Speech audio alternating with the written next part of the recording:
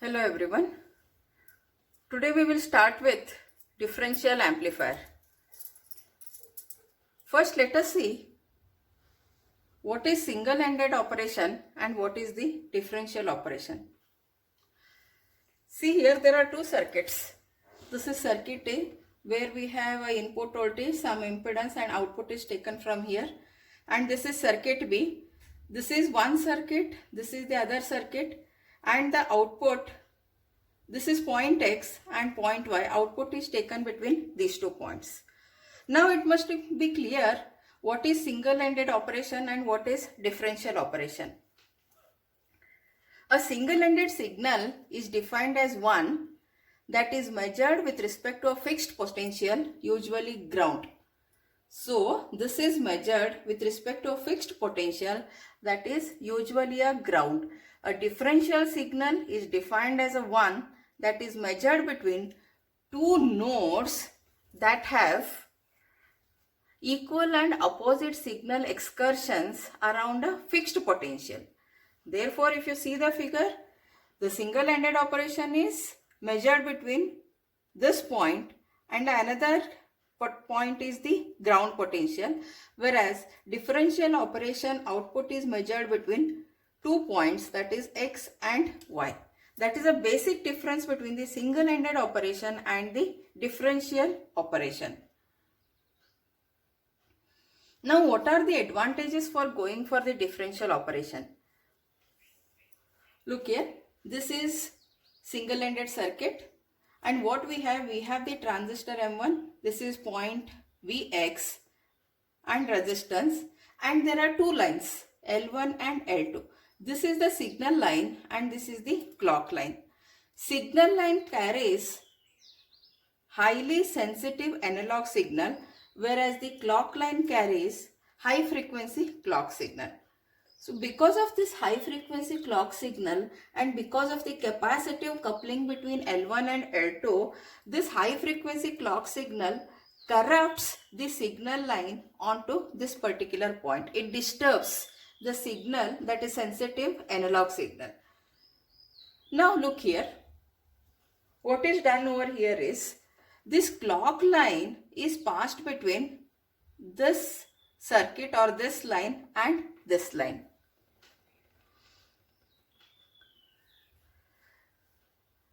As shown in this figure, the sensitive signal is distributed as two equal and opposite phases. It means the clock signal is here and our sensitive signal is distributed like this.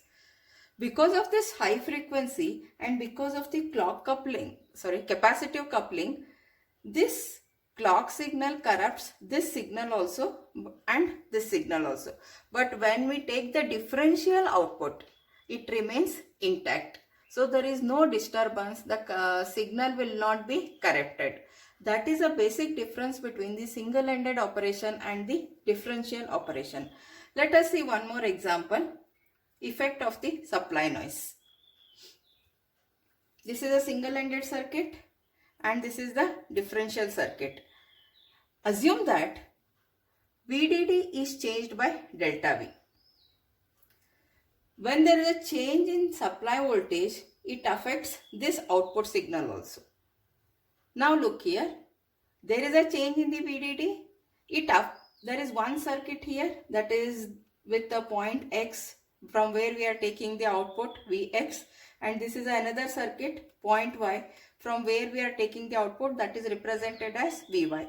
When there is a change in the VDD, then it affects both the points X and Y.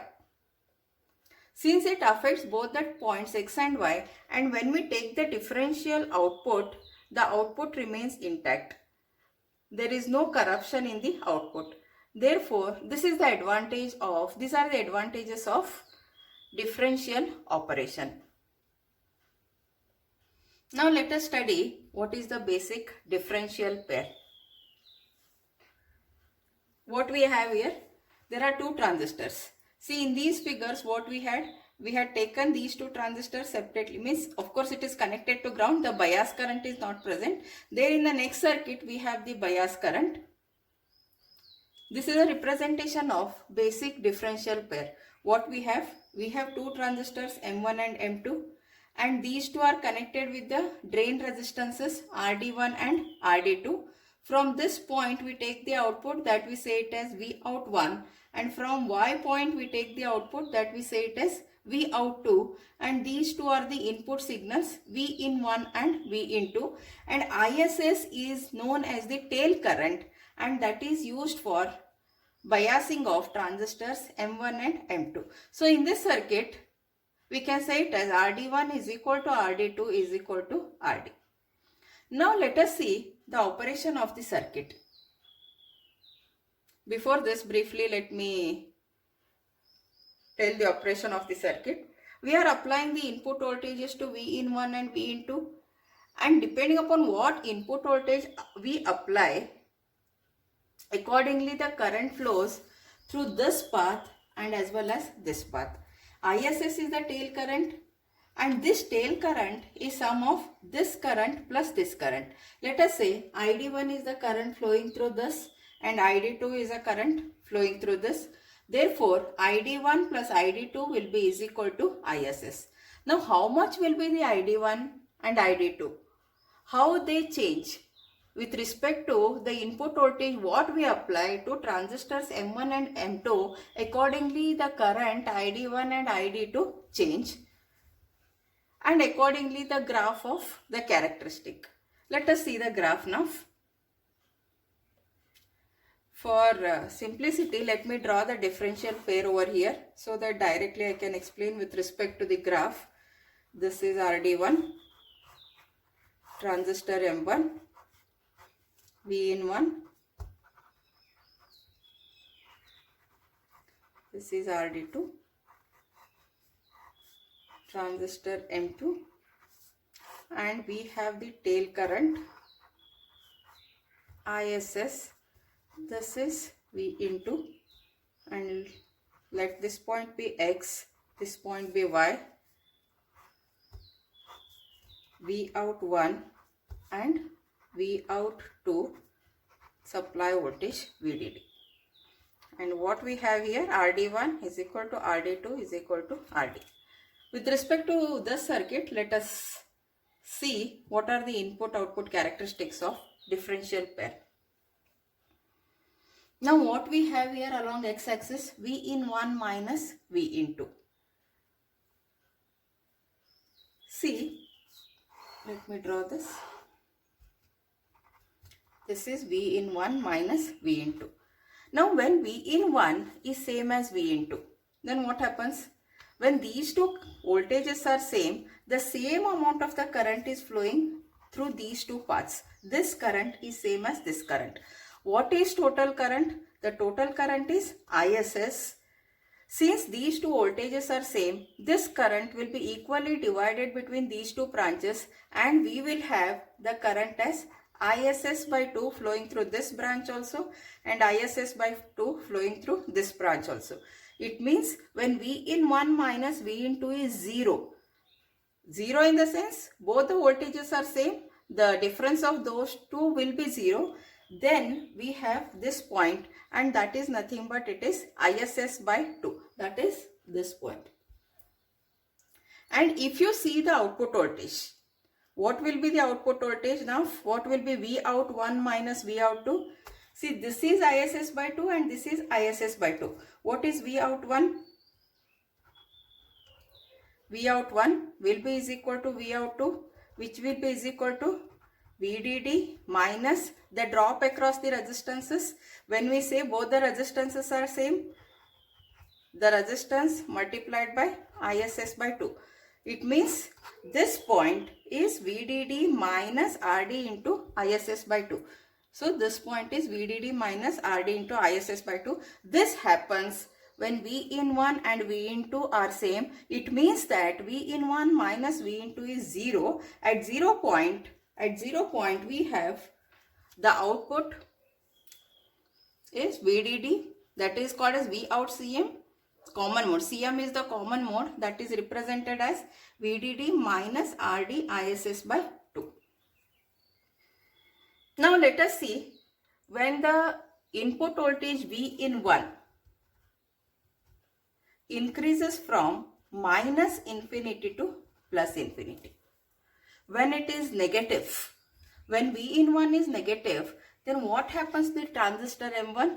The transistor M1 will be in the off state. Since it is in the off state, because it doesn't get the threshold voltage, what will be V out 1? Since no current, this is off state, no current is flowing here, V out 1 will be directly is equal to VDD. Now, all of the current is taken by the transistor M2. What will be V out 2? V out 2 will be is equal to VDD. Under that condition, V out 1 will be is equal to VDD. And what is V out 2? V out 2 is equal to VDD minus ISS into RD, or RD into ISS. So that is represented over here. Now we are considering the case when Vin is negative, much negative. So when Vin is negative, Vin1 is negative, we have V out 1 is equal to VDD and V out 2 is equal to VDD minus RD into ISS, because the entire current is taken by this part of the circuit. There is no current flowing through this because M1 is into the off state, and that is represented as V out 1 as VDD and V out 2 as VDD minus RD into ISS. Now you go on increasing this V in 1 towards the positive side. When it increases, M1 turns on when the threshold voltage or gate to source voltage becomes greater than the threshold voltage. M1 turns on and some of the current starts flowing through this, and this current starts reducing. The current is divided between these two parts. Some current flows through this and some amount of the current flows through this. When the current starts reducing, what about V out 2? V out 2 starts increasing. This drop reduces. Therefore, V out 2 starts increasing. This starts increasing. What about V out 1? Initially it was VDD. Now the current is flowing. Though V out 1 will be is equal to VDD minus that some amount of current, that is IS, whatever may be that current, depending upon what voltage we are applying. Let us call it as ID1. VDD minus ID1 RD1, this drop will be there. So V out 1 starts reducing. So V out 1 starts reducing and V out 2 starts increasing. Now because of the virtue of symmetry, the same condition occurs at the other side also. Now V out 2 becomes VDD and V out 1 becomes VDD minus RD into ISS. When V out 2 becomes VDD, when this becomes equal to VDD, the M2 transistor will be into the off state. M1 carries the entire current. So since this is into the off state, no current flows through this, and we have the output voltage directly is equal to VDD. And since the entire current carried by M1 transistor, and that we get it as, that is entire ISS flows through this, and we get here as VDD minus RD into ISS. This is one part of the characteristic of differential pair. Now what about this part? Can you analyze this part? What we have along X and Y axis?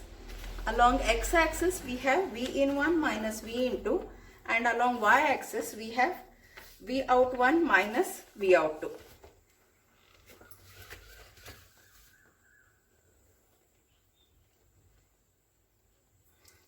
Now when V in 1 is much positive, see this is V in 1 minus V in 2. What we are considering? V in 1 as positive value. When V in 1 is positive value, much positive, then what happens to V out 1 and what happens to V out 2? So when it has a maximum value, we will say it as the entire current is carried by the transistor M1 and no current flows through this. Therefore, V out 1 will be is equal to VDD minus RD into ISS. That is, the entire current is carried by the transistor M1. And what about V out 2? Since this transistor is into the off state, V out 2 will be is equal to VDD. Now, if you see V out 1 minus V out 2, V out 1 minus Vout2 is equal to VDD minus RD into ISS. Vout2 is minus VDD. So these two VDDs will cancel out, and what you get, Vout1 minus Vout2 as minus RD into ISS. So minus RD into ISS. This happens when V in 1 is greater, much greater than V in 2. The opposite part, the other way, we get it as plus RD into ISS. Therefore, we get the curve like this for the condition. Along y-axis we have Vout1 minus Vout2, and along x-axis we have V in 1 minus V in 2. These are about the input-output characteristics of the differential pair. Now let us see common mode behavior of the circuit.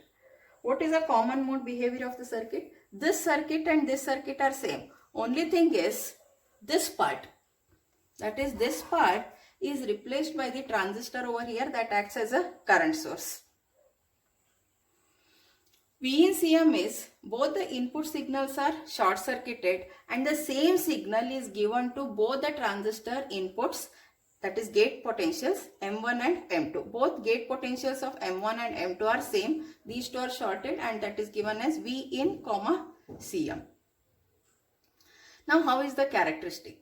So let us replace this M3 by a resistance, that is on resistance, and that is represented as R on 3, and we have the common mode signal to both the transistors. And the current flowing through this part is same.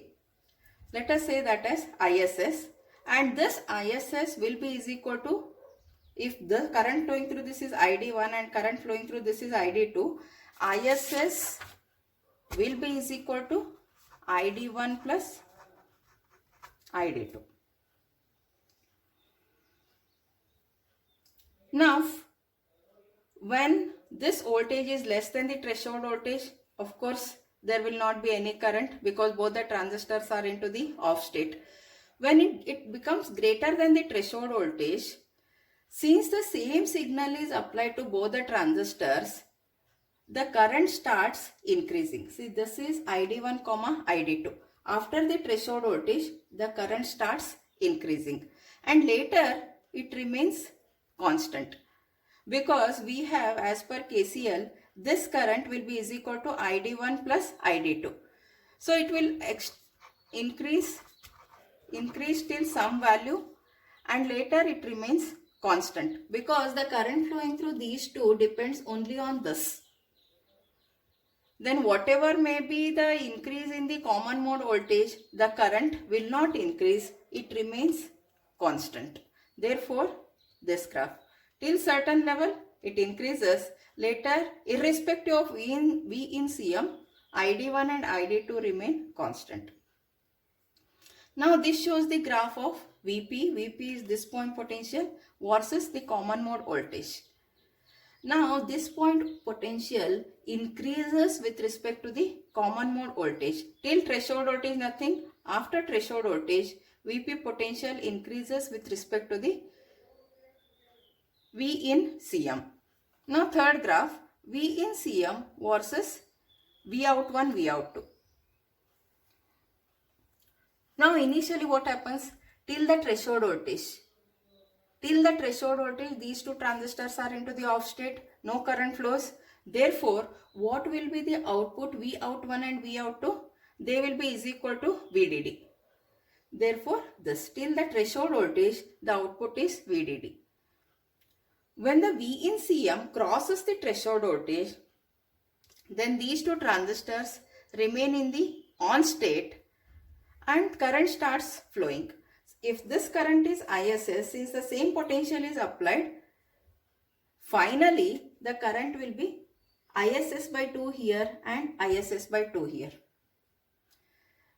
Now from this potential till the current becomes constant, both the output voltages starts reducing, because the current is increasing, this drop also increases and the output voltage reduces. But after this particular point, what happens? the output voltage remains same because the current flowing is ISS by 2, that is constant, and this Vout1 and Vout2 is given as VDD minus ISS by 2 into RD. Because of the symmetry, this is also RD, this is also RD, the total current is ISS, and the current in this branch is also ISS by 2, and in this branch also it is ISS by 2. Therefore, both the output voltages are same, and that is given as VDD minus ISS by 2 into RD. This is the effect of common mode input voltage on this particular differential circuit. We will continue in the next session. Thank you.